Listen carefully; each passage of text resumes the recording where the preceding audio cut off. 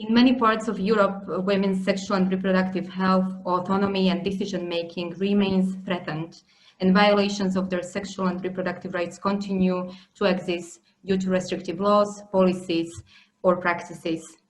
A range of legal, policy, practical, and social barriers continue to jeopardize women's sexual and reproductive health. At times, these restrictions and barriers affect all women. However, often they target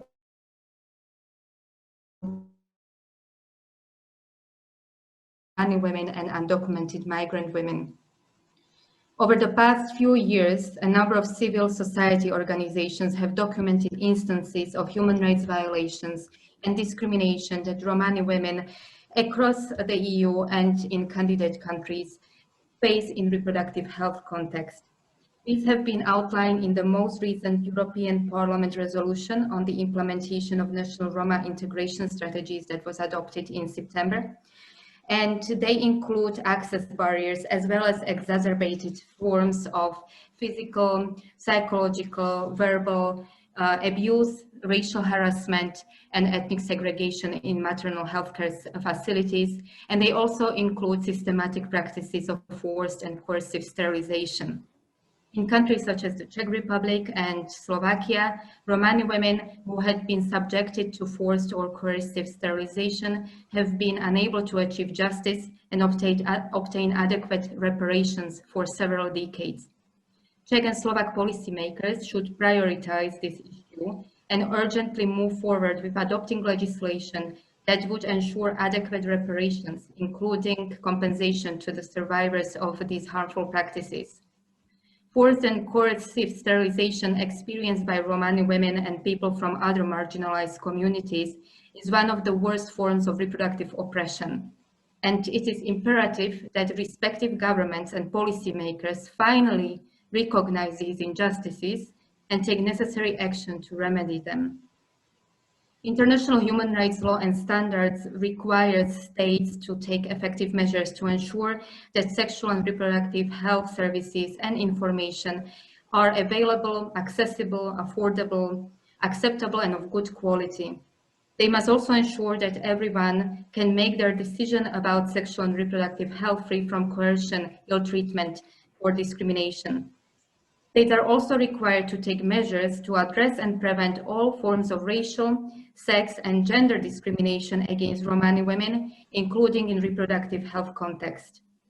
Yet, Romani women across the EU and in candidate countries or across the European region continue to face discrimination and barriers in access to affordable, good quality reproductive healthcare services that would be sensitive to their needs and perspectives and that would respect their dignity and autonomy.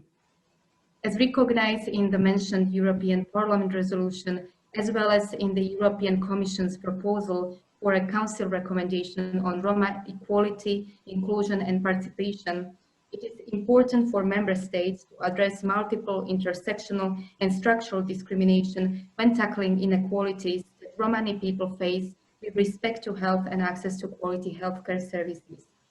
The EU institutions have recognized that Member States should develop measures to improve access to good quality and affordable healthcare for Romani people, including sexual and reproductive healthcare, and that a key element in that regard is improving access to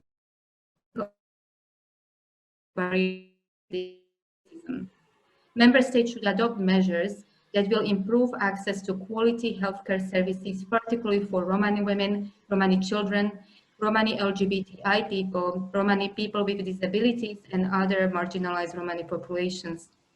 They should also analyze and acknowledge the phenomenon of anti-Gypsyism and raise awareness of its existence, the forms it takes, and its harmful consequences, including in reproductive healthcare settings.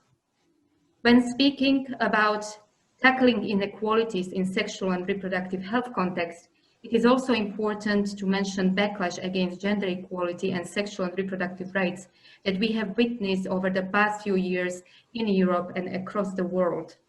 The main areas of this backlash appear to be common across countries.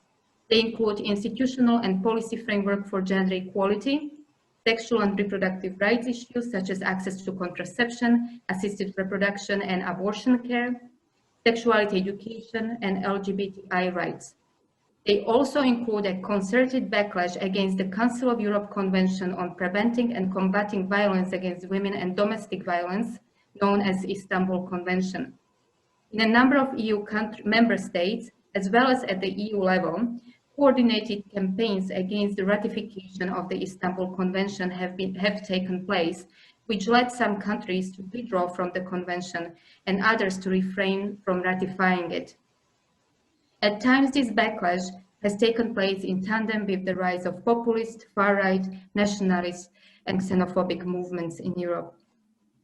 When addressing and tackling inequalities in healthcare, it is also important to take account of other social justice issues that impact people's health, including women's sexual and reproductive health. And it is crucial that policymakers, as well as civil society organizations and other stakeholders, enable equal participation of Romani women activists and organizations in discussions and decision-making processes on the respective issues, as well as in designing, shaping, and implementing policies and measures that are aimed at addressing, tackling, and preventing inequalities in reproductive healthcare context. Thank you.